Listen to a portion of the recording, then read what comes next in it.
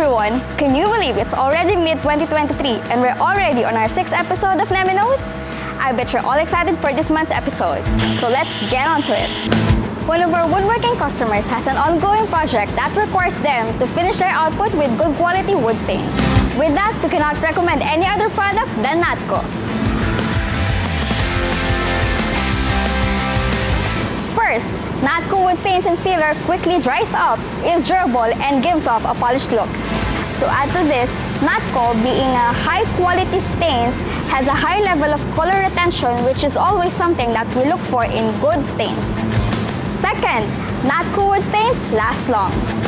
This wood stain promises a long-lasting effect, resulting to cost efficiency in the long run. Lastly, its finish is impeccable.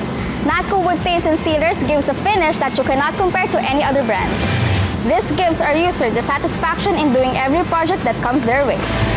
Did you know that NATCO stains and sealers can be used not only for industrial purposes but also for projects in your home? So there you have it. Let us know what you think about this. Again, this is Shannon, your Nehmeh advisor. See you on the next episode of Nehmeh Knows.